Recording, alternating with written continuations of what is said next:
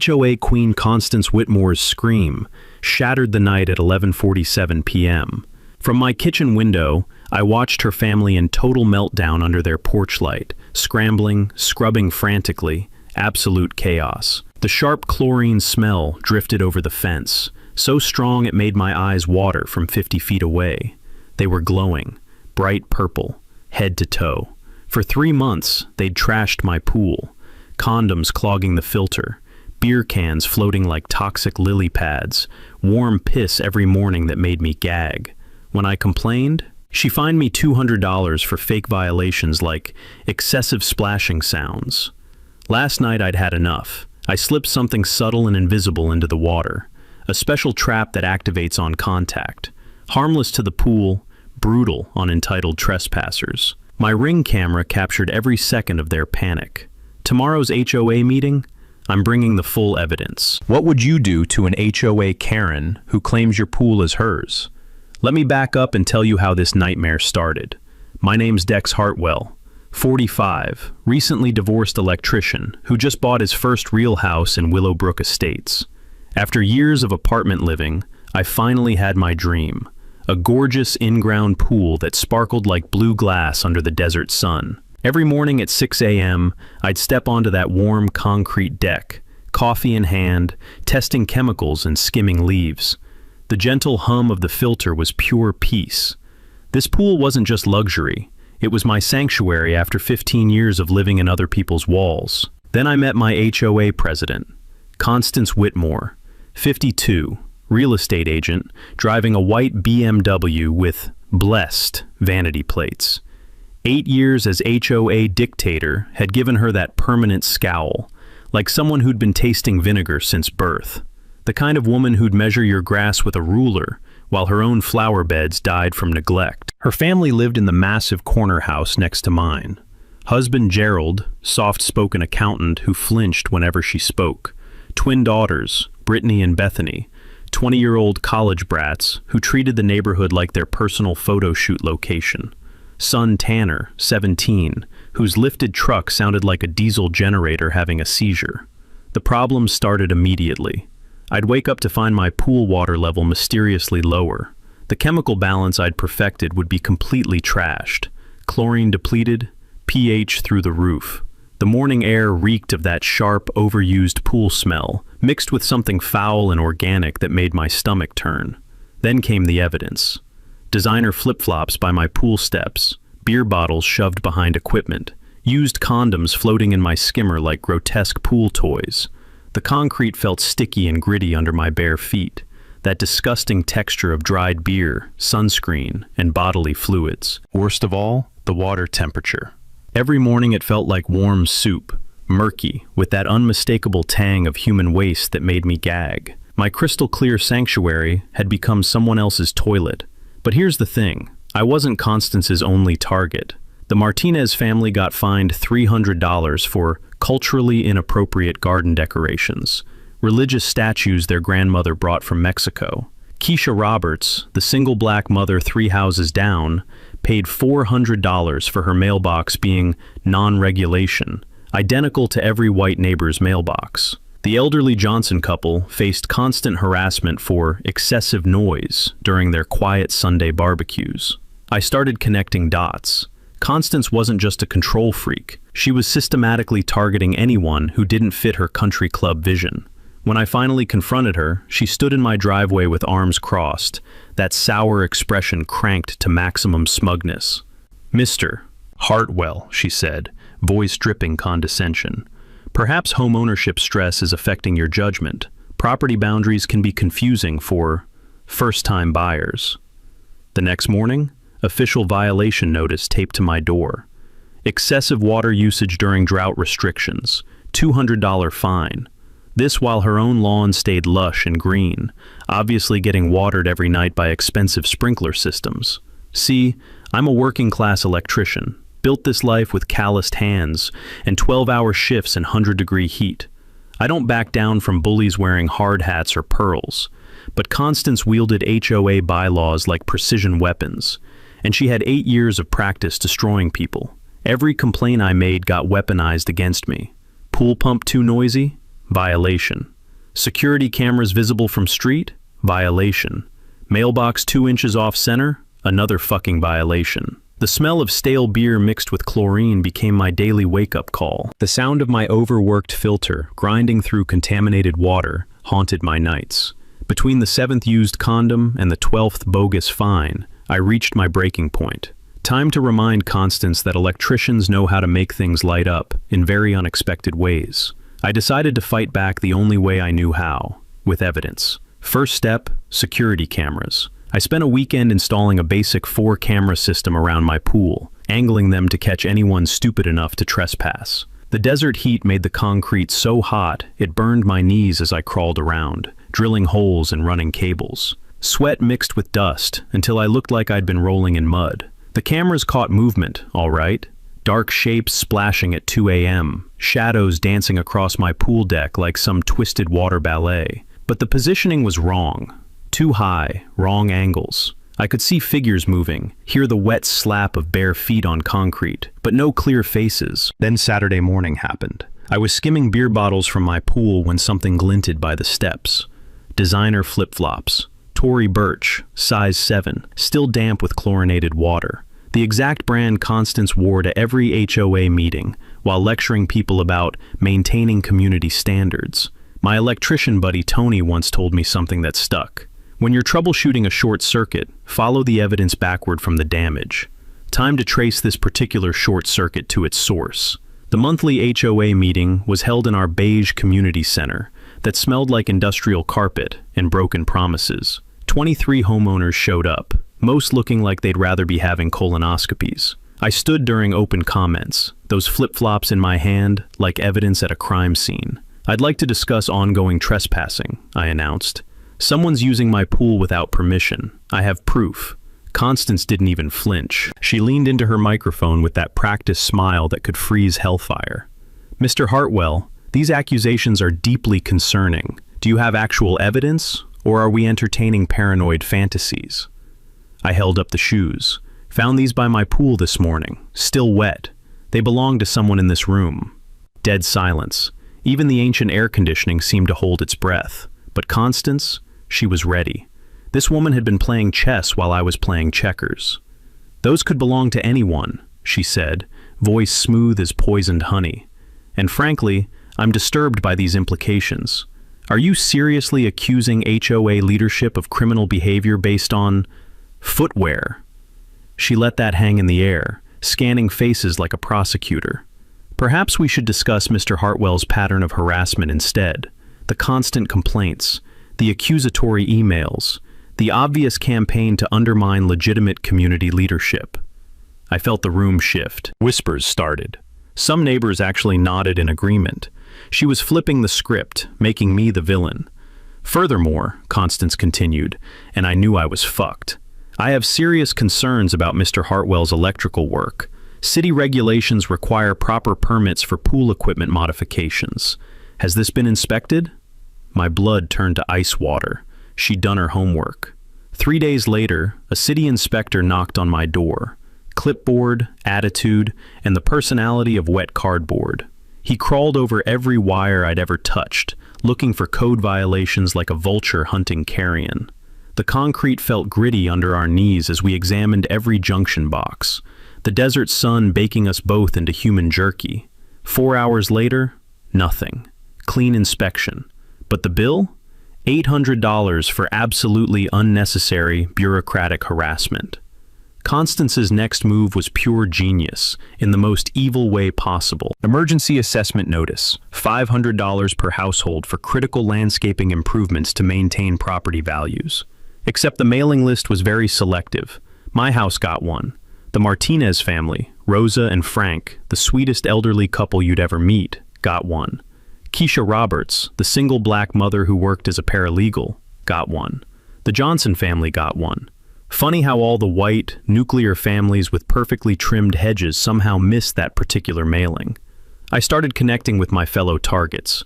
Rosa Martinez, retired teacher with the organizational skills of a military general, had been documenting Constance's harassment in spiral notebooks that looked like evidence files. Her husband, Frank, construction worker with hands like weathered leather, recognized institutional bullying when he saw it. "She's systematic," Rosa told me over coffee that tasted like cinnamon and justified rage. "Same pattern every time. Find obscure rule, interpret it maliciously, weaponize it against families she doesn't like." Keisha Roberts had war stories that made my pool problems look like parking tickets. She'd been fined for excessive vehicle noise. Her 2018 Honda Civic that ran quieter than a church mouse.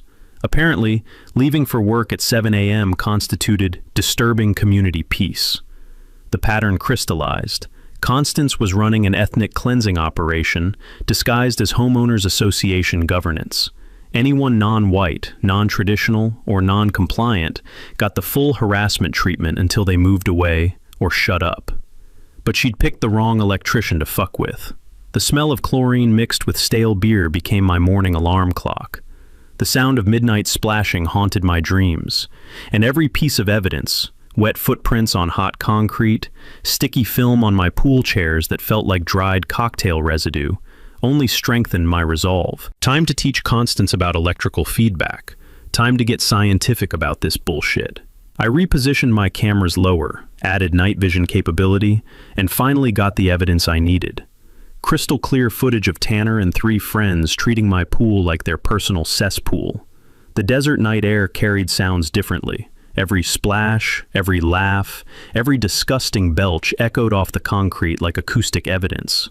Watching that footage made my hands shake with pure rage. These entitled shits were pissing directly into my water, using my expensive pool furniture as diving platforms, leaving beer cans floating like toxic decorations. The worst part? One kid, definitely Tanner, actually defecated in my skimmer basket. The smell of chlorinated sewage made me dry heave just thinking about it. But anger wouldn't solve this. I needed strategy. That night, I dove into internet research with the obsessive focus of a man possessed. Forums, technical manuals, professional pool maintenance sites. My coffee grew cold as I read through pages of leak detection methods, water tracing techniques, and chemical marking systems used by professionals. Hours of scrolling led me to pure gold, fluorescein powder. Pool technicians use this stuff to trace water leaks. Add a tiny amount to suspected problem areas, and it glows brilliant green under any light source. The texture felt powdery fine between my fingers when the sample arrived, like talcum powder mixed with magic. But here's the beautiful part. It's completely harmless, FDA-approved food coloring that bonds temporarily with skin oils. The research rabbit hole got deeper. Fluorescein shows up in medical procedures, environmental testing, even fancy cocktails that glow under black lights. Zero toxicity, zero permanent damage. But anyone who swims in treated water becomes a walking neon advertisement for weeks. I ordered the industrial strength version used by plumbing professionals. $15 for enough powder to mark every trespasser in Arizona. The irony tasted sweeter than revenge itself, using legitimate pool maintenance supplies to catch people illegally using my pool. Next challenge, timing and witnesses. Constance's weekly routine was predictable as clockwork. Friday night, wine walks. Her excuse to patrol the neighborhood while mentally cataloging violations and social infractions. The evening always ended with her hosting an after-party, followed by her family's traditional midnight swim in my pool. This Friday was perfect. Our community's monthly block party meant 40-plus neighbors would be outside until late, socializing, taking photos, documenting everything on social media. If the Whitmore family took their usual swim, they'd have a ready-made audience for the glowing aftermath. I started recruiting allies carefully. Rosa Martinez became my intelligence coordinator, her retired teacher instincts making her naturally observant and methodical.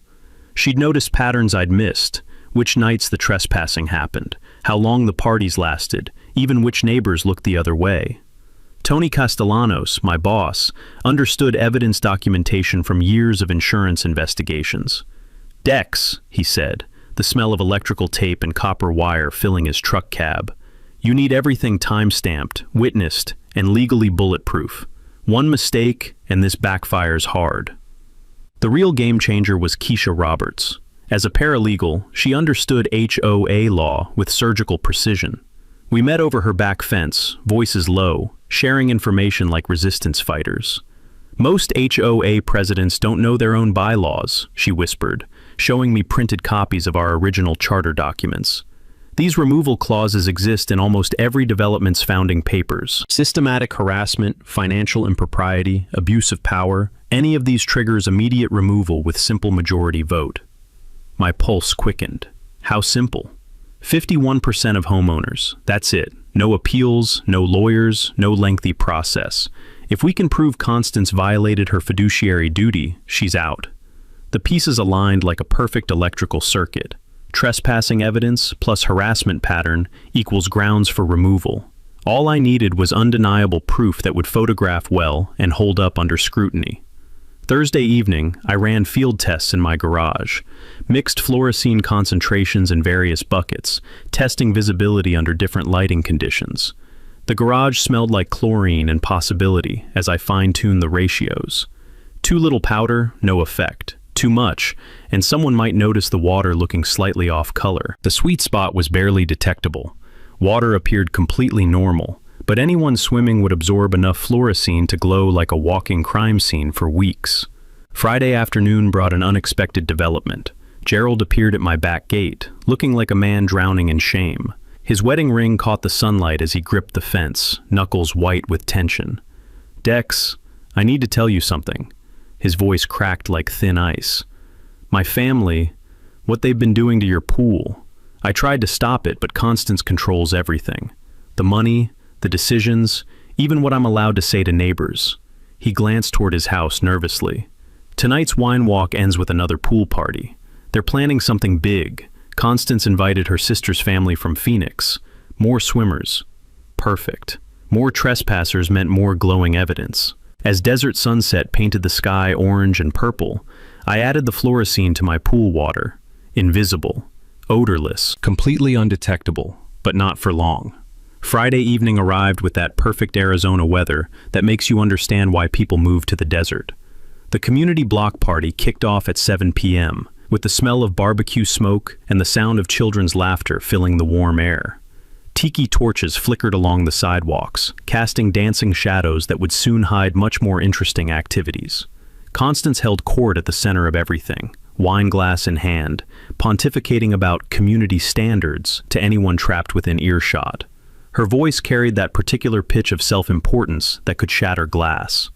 I watched from my front yard, nursing a beer and making small talk while my pool waited like a perfectly baited trap. The fluorescein had dissolved completely, leaving my water looking pristine and inviting. No visible trace, no unusual smell mixing with the chlorine.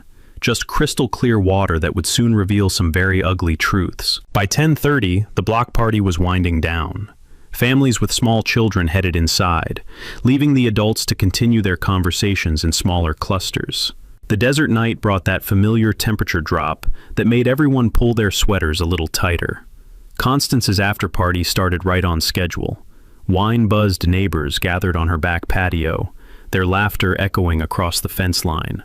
I positioned myself at my kitchen window with a clear view of both properties, my phone charged and ready. Then, Gerald's warning proved prophetic. A white SUV with Phoenix plates pulled into the Whitmore driveway at 10:45. Constance's sister emerged with 3 teenage kids who looked like carbon copies of her own entitled offspring. The family reunion was about to get very interesting. The group gathered on Constance's patio, voices growing louder as wine fueled their confidence. I could smell the mix of expensive perfume and alcohol drifting on the night breeze. Through their kitchen window, I watched Constance gesturing toward my house, clearly spinning some story about her difficult neighbor. At 11:15, the migration began. 8 people, Constance's family plus her sister's crew, snuck through the back gate like amateur ninjas. The sound of whispered giggles and shushed voices carried clearly in the still air. My security cameras captured every face, every step, every moment of their trespassing. They treated my pool area like a private resort. Expensive pool floats appeared from nowhere. Someone had brought portable speakers that filled the night with obnoxious music. The concrete deck became their dance floor, bare feet slapping against the surface I'd power washed just days earlier. One by one, they entered the water. Constance went first, sliding into the deep end with the confidence of someone who believed rules didn't apply to her. The The water rippled around her like liquid diamonds under the pool lights. Her sister followed, then the kids, all 8 trespassers eventually swimming in my fluorescene-laced trap. They stayed for 45 minutes, drinking my pool water, peeing in my pool water, treating my property like their personal playground. The smell of beer mixed with chlorine created that familiar nauseating cocktail that had haunted my mornings for months. At midnight, they finally climbed out. In the darkness, nothing seemed different. Wet bodies, dripping hair, the usual post-swimming chaos. They gathered their belongings, turned off the music, and snuck back through the gate like satisfied burglars. But then Tanner walked under his porch light. The transformation was instantaneous and spectacular. His skin glowed brilliant purple-green, like he'd been dipped in radioactive paint. Every inch of exposed flesh, face, arms, chest, legs, blazed with otherworldly color that seemed to pulse under the artificial light. "What the fuck?" he started to say, then stopped as he saw his glowing hands. One by one, the others moved into the light. 8 people, all glowing like walking glow sticks. Constance's perfectly coiffed hair now looked like toxic algae. Her sister's expensive swimsuit appeared to be made from alien material. The visiting kids looked like extras from a science fiction movie. The panic was immediate and beautiful. Constance started screaming, wordless, rage-filled sounds that shattered the peaceful night. She grabbed the garden hose and began frantically scrubbing her arms, but the fluorescene only glowed brighter when wet. The texture of panic was palpable in the air, mixing with the sharp scent of fear sweat and chlorinated water. Her sister tried dish soap from the outdoor kitchen. Nothing. One of the kids suggested bleach. Thank God Gerald intervened before that disaster. The visiting family stood paralyzed, glowing like living neon signs, slowly realizing they'd have to drive back to Phoenix looking like radioactive mutants. Neighbors began emerging from their houses, drawn by the commotion. Porch lights flickered on throughout the development. The smell of concerned curiosity drifted through the night as more witnesses appeared. My Ring doorbell captured everything. 8 glowing figures running around in panicked circles, scrubbing themselves raw, screaming about chemical attacks and skin poisoning. The footage looked like evidence from an alien abduction, except the aliens were just entitled assholes who'd finally been caught. Constance's voice cut through the chaos. "What the hell is on my skin?" Perfect question, and tomorrow's HOA meeting would provide the perfect answer. Saturday morning dawned with the kind of Arizona sunshine that usually makes everything look pristine and hopeful. But the Whitmore house stayed suspiciously dark, curtains drawn tight against the revealing daylight. I sipped my coffee on the back deck, savoring both the rich flavor and the sweet silence from next door. No splashing, no unauthorized laughter, just the gentle hum of my pool filter working normally for the first time in months.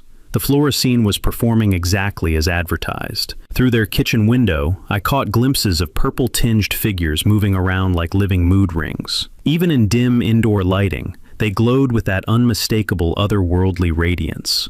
By 9 a.m., Constance attempted damage control.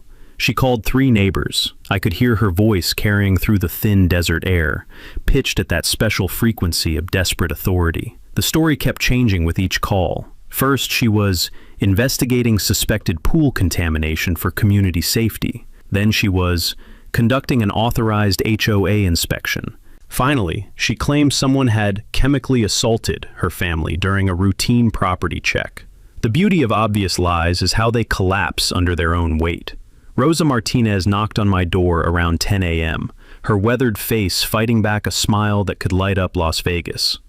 "Dex, you need to see the neighborhood Facebook page," she said, pulling out her phone with the satisfaction of someone about to deliver perfect gossip. Someone posted pictures.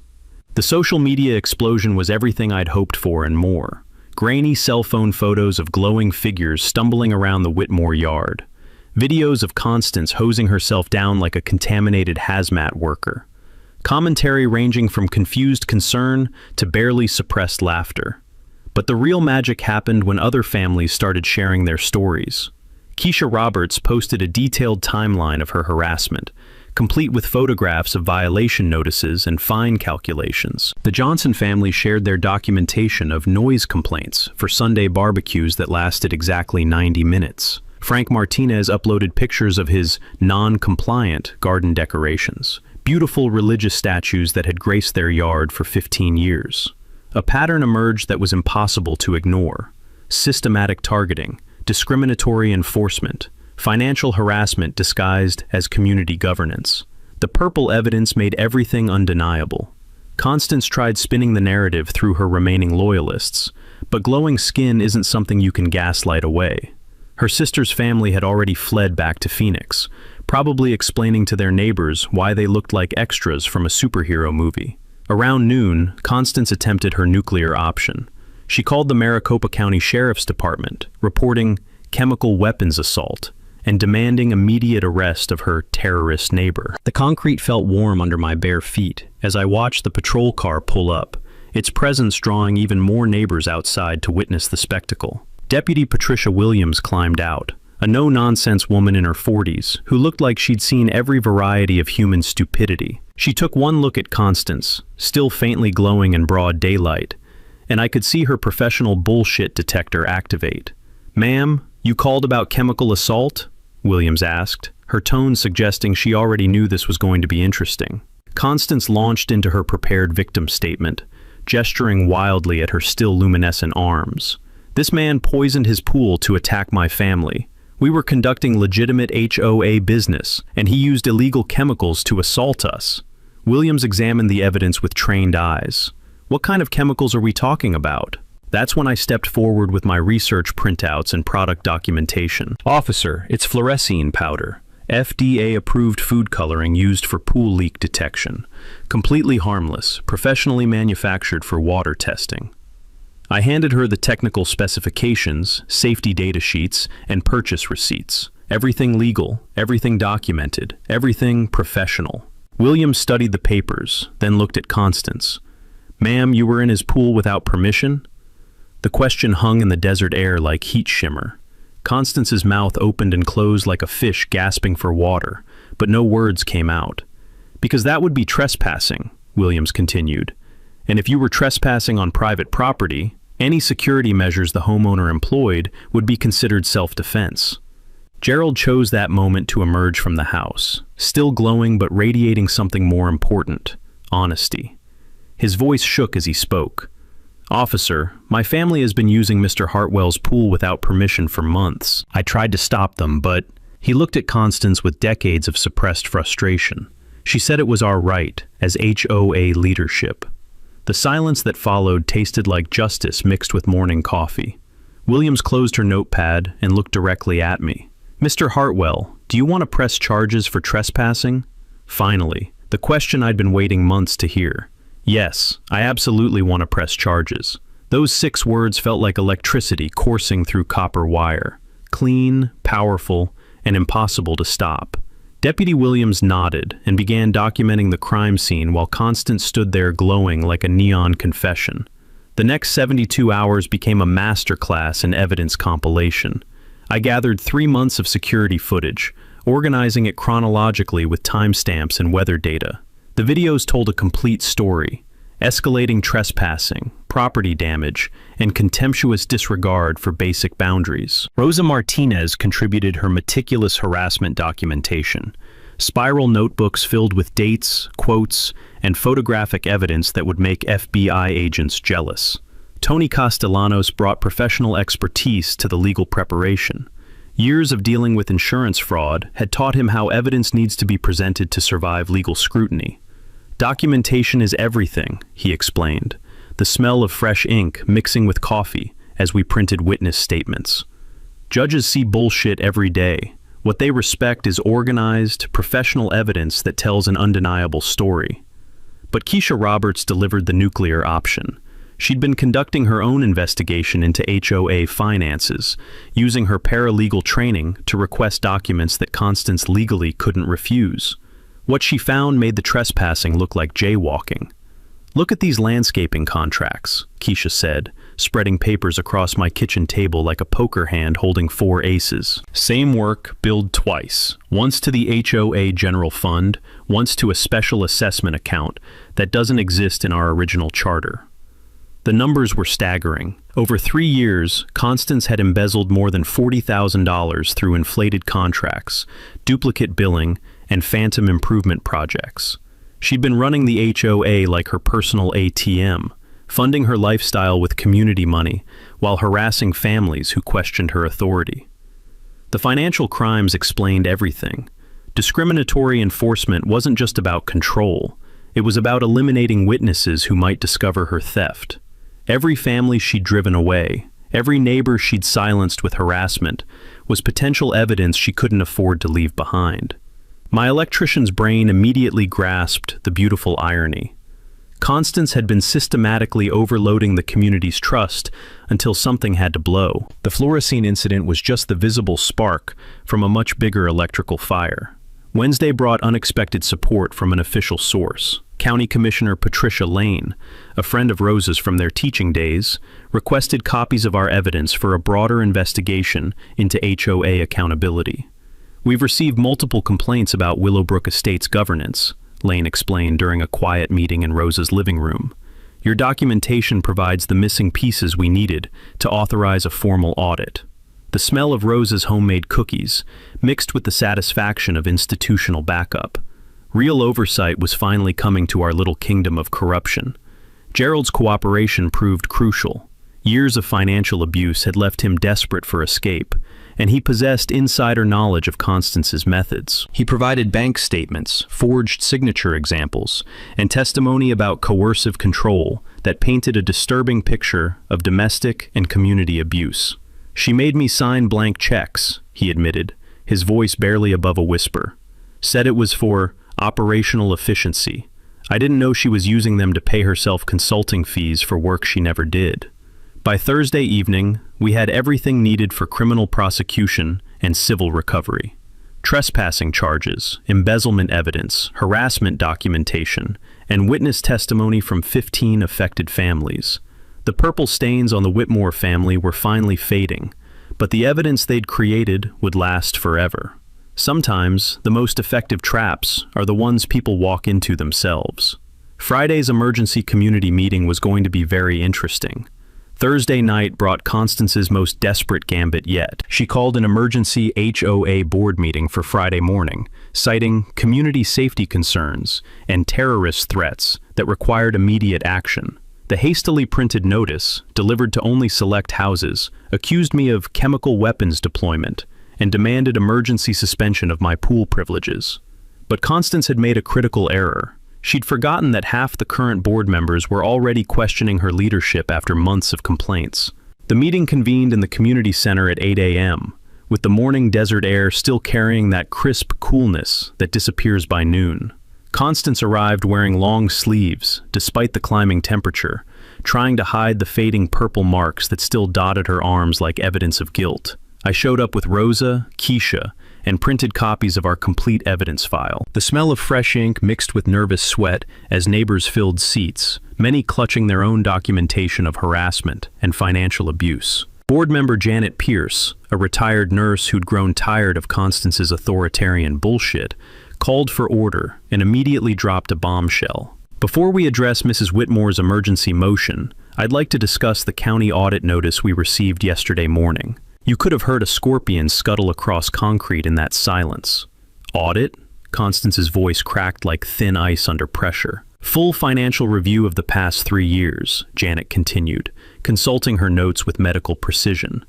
Triggered by community complaints about irregular expenditures and discriminatory enforcement. The room temperature seemed to drop 10 degrees as Constance realized her financial house of cards was collapsing. Her face went through a spectrum of colors that almost matched her fading purple skin. But cornered animals are dangerous, and Constance was about to prove it. "This is clearly a coordinated attack on legitimate HOA governance," she announced, standing with the desperate authority of a dictator facing revolution. "Mr. Hartwell has poisoned community relationships with his paranoid accusations and vigilante behavior." She gestured toward me like a prosecutor addressing a jury. "He's used chemical weapons against residents, violated our privacy with surveillance equipment, and now he's weaponizing county bureaucracy to undermine elected leadership." The board split exactly as I'd hoped. Janet Pierce and 2 other members looked skeptical.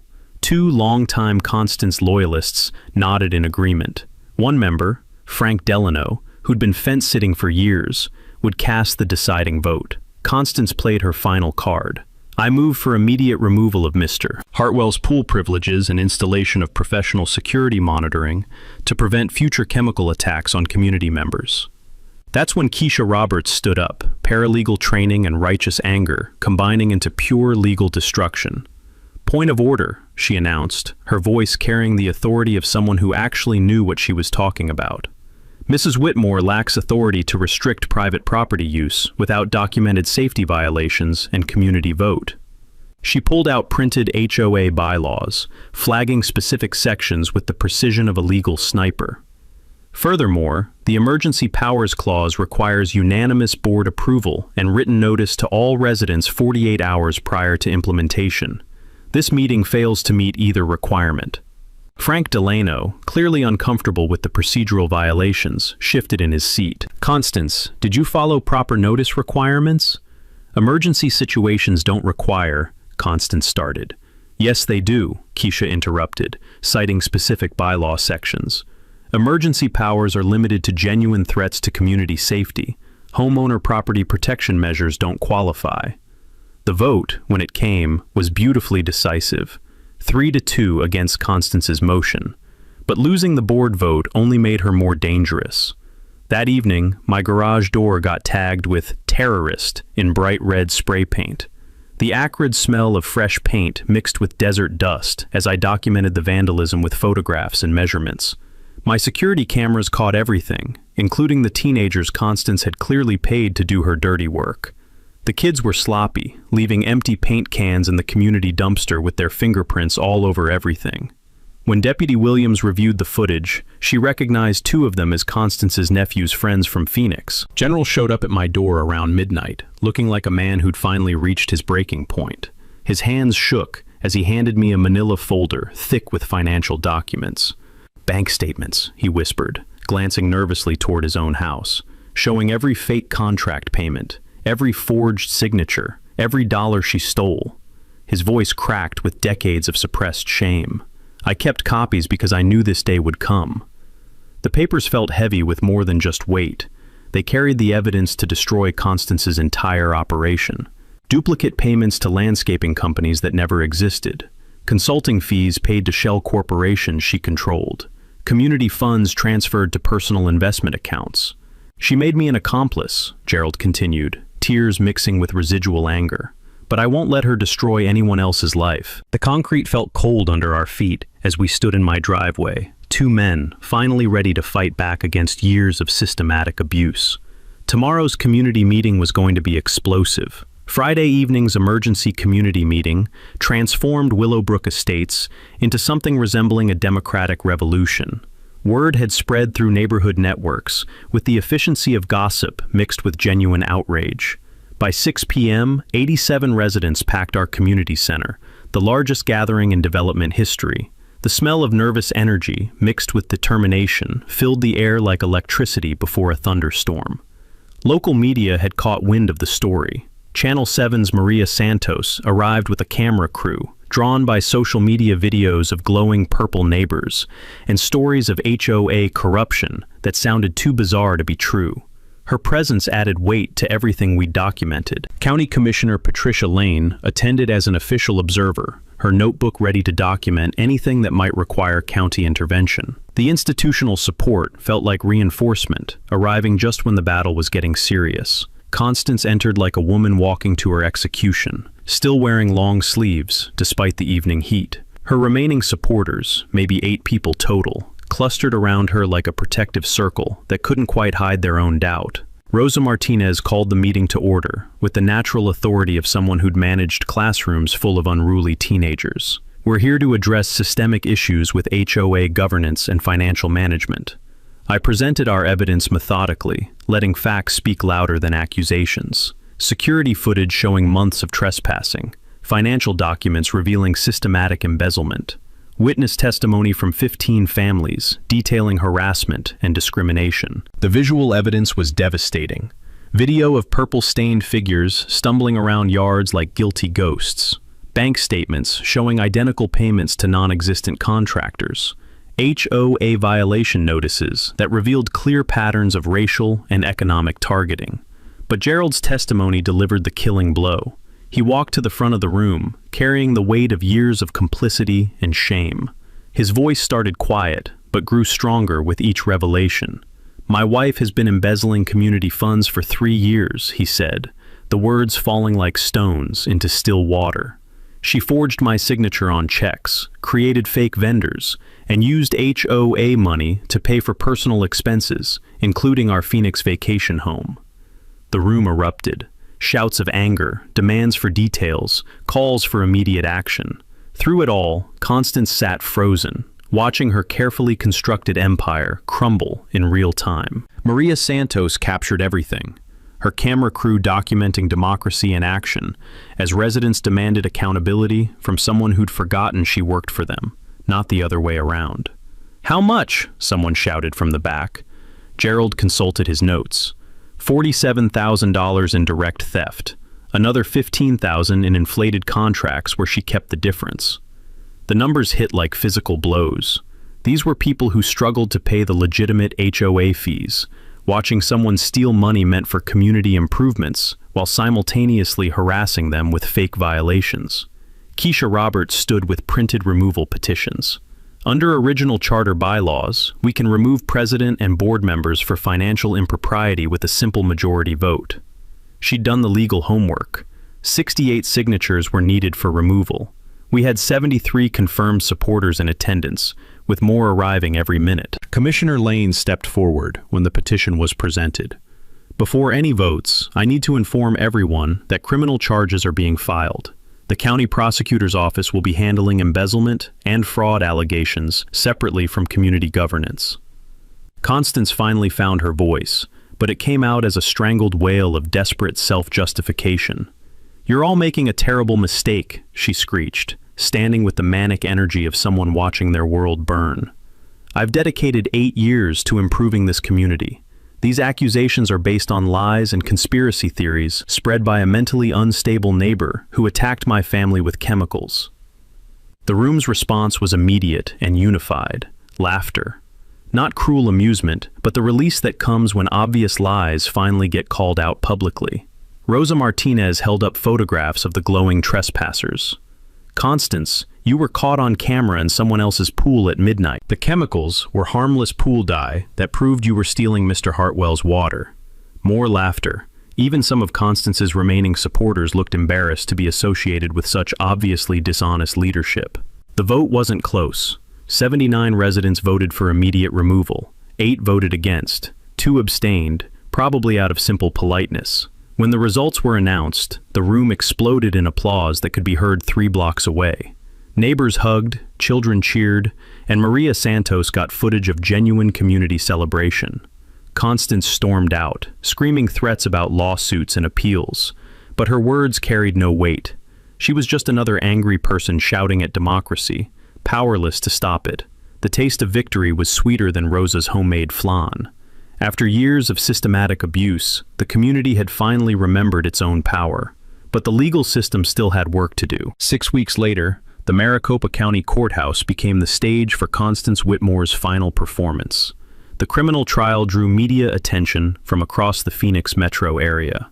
Purple Pool Karen had become internet shorthand for HOA corruption, with our story inspiring investigations into community associations throughout Arizona. The courthouse steps buzzed with reporters, community members, and curious observers drawn by a case that seemed ripped from social media legend. I arrived wearing my best electrician's dress shirt, clean, pressed, and carrying 3 months of meticulous documentation. The smell of courthouse disinfectant mixed with nervous energy as residents from Willowbrook Estates filled the gallery, many holding their own evidence files. District Attorney Rebecca Grant had assembled an overwhelming case: embezzlement, fraud, criminal trespassing, filing false police reports, and intimidation of witnesses. Each charge backed by documentation that would make accountants weep with admiration. Constance's defense attorney, some expensive Phoenix lawyer who clearly regretted taking this case, attempted to paint her as a dedicated volunteer, overwhelmed by complex financial responsibilities. The strategy collapsed immediately when Prosecutor Grant presented bank records showing systematic theft disguised as community improvements. But the moment everyone waited for came when Gerald took the witness stand. He'd lost 30 pounds since filing for divorce, looking healthier despite the stress of testifying against his wife of 25 years. His voice was steady as he detailed years of financial abuse, forged signatures, and coercive control that extended from their marriage into community governance. "She made me sign blank checks," he testified, pulling out copies of bank statements. "Said it was for HOA efficiency. I didn't know she was using them to pay herself consulting fees for work that was never performed." Defense tried to characterize Gerald as a bitter ex-husband seeking revenge, but the prosecutor had physical evidence: security footage of me discovering trespassers, bank records showing fraudulent transactions, and witness testimony from 15 families detailing systematic harassment. When my turn came, I presented the fluorescein evidence with scientific precision: product specifications, safety data sheets, professional usage guidelines, everything proving that pool dye was legitimate leak detection equipment, not some backyard chemistry experiment. The prosecutor held up photographs taken under UV light, showing faint purple traces still visible on Constance's skin weeks after the incident. "Mr. Hartwell," she asked, "why did you choose this particular method to catch trespassers?" "Because it was safe, legal, and undeniable," I replied, looking directly at Constance. "I wanted evidence that couldn't be explained away or dismissed as coincidence." The defense attorney's cross-examination backfired spectacularly. "Isn't it true that you deliberately set a trap to humiliate Mrs. Whitmore?" "I set a trap to catch whoever was illegally using my pool," I corrected. "Mrs. Whitmore humiliated herself by being there at midnight without permission." The courtroom rippled with suppressed laughter. Even the judge seemed to be fighting a smile. But the prosecution's masterpiece came when they presented the complete financial fraud timeline. Grant used a PowerPoint presentation that would have made corporate auditors applaud, showing exactly how Constance had systematically looted community funds, while using HOA authority to silence anyone who might discover her crimes. "Ladies and gentlemen of the jury," Grant concluded, "this wasn't just theft. This was a criminal enterprise disguised as neighborhood governance, using fear and intimidation to cover systematic embezzlement." The jury deliberated for exactly 97 minutes, guilty on all counts. Judge Patricia Morrison, a no-nonsense woman who'd clearly seen enough HOA horror stories, delivered a sentence that felt like cosmic justice: 18 months in county jail, full restitution of $62,000, including interest and penalties, 5 years probation, and permanent prohibition from holding any HOA leadership position in Arizona. "Mrs. Whitmore," the judge said, her voice carrying the weight of institutional authority, "you betrayed the trust of an entire community. You used your position to enrich yourself while systematically harassing residents who challenged your authority. This court finds your actions particularly egregious because they targeted vulnerable families and violated the basic principles of democratic governance." The gavel fell with the finality of electricity completing a circuit. Outside the courthouse, Maria Santos interviewed residents who'd driven 90 minutes to witness Constance's downfall. Rosa Martinez, now serving as interim HOA president, summed up the community's feelings. "Justice isn't just about punishment. It's about restoring trust and making sure this never happens again." Gerald, standing with his divorce papers and a newfound spine, offered the perfect epilogue. "Sometimes it takes getting caught purple-handed to see the truth clearly. The taste of victory was better than any revenge fantasy. We'd proven that communities could fight back against petty tyranny, that evidence trumped authority, and that sometimes the simplest solutions create the most powerful justice." Constance Whitmore's reign of terror was finally over, but the real work of rebuilding was just beginning. 1 year later, Willowbrook Estates had transformed into something remarkable, a community that actually functioned like a community. Rosa Martinez's presidency brought transparency that would have made government reformers jealous. Monthly financial statements posted online, open book policies, and decision-making that involved actual resident input rather than dictatorial decree. The smell of her weekend barbecues mixed with the sound of children laughing in pools they were actually invited to use. The embezzlement restitution funded projects that benefited everyone: new playground equipment that kids actually wanted to play on, community garden plots where families could grow vegetables together, a scholarship fund for neighborhood students that had already sent 3 kids to Arizona State University with full support. My pool became the unofficial community gathering spot, hosting pool and politics meetings, where democracy happened in swimming trunks and flip-flops. The chlorine finally smelled clean again, mixed with legitimate laughter and the satisfaction of water being used for its intended purpose. Gerald's transformation was the most dramatic. The divorce had freed him from decades of psychological abuse, and he discovered a talent for financial management that served the community well as our new treasurer. His quarterly reports were models of clarity that resident associations across Phoenix now used as templates. "I spent 25 years enabling financial fraud," he told me over coffee, "that tasted like redemption mixed with fresh hope. Now I get to make sure every penny serves the people who paid it." The kids, even Tanner, had found better outlets for their energy. Community service requirements turned into genuine engagement. Tanner now maintained pools for elderly residents who couldn't handle the physical demands anymore.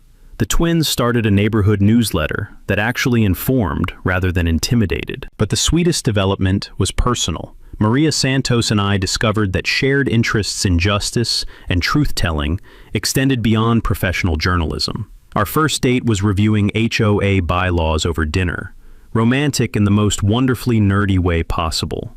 6 months later, she moved into my house, bringing her investigative instincts and morning coffee routine that made every day feel like a small celebration. The fluorescein powder, $15 worth of harmless chemical, had triggered changes worth hundreds of thousands in recovered funds and immeasurable improvements in community trust. Pool supply companies now stock it as trespasser detection dye, and my story has inspired similar accountability efforts in developments across Arizona. Constance served her full sentence, emerging from county jail to find Willowbrook Estates had moved on without her. She relocated to Scottsdale, where hopefully some other community will recognize the warning signs before letting authoritarian tendencies metastasize into criminal enterprise. The legal precedent our case established led to state legislation requiring annual financial audits for all HOAs over 50 units. Community associations can no longer operate as personal fiefdoms without oversight. Democracy, it turns out, works better with transparency and accountability. 3 families avoided foreclosure because bogus fines were eliminated. The scholarship fund has grown to support 12 students annually. Property values increased because people actually want to live in communities that function properly, rather than surviving under petty dictatorships. But the most important change was psychological. Residents learned they had power when they worked together. They discovered that documentation trumps authority, that evidence beats intimidation, and that sometimes the simplest solutions, like pool dye, can illuminate the darkest corruption. The kids splashing in my pool this evening represent hope that democracy can actually work when people remember they're supposed to participate rather than simply submit. My Ring doorbell now captures birthday parties instead of criminal trespassing. The sound of genuine community gatherings has replaced midnight theft. And every time I test my pool chemicals, clean, balanced, and legally used, I remember that standing up to bullies sometimes changes much more than just your own circumstances.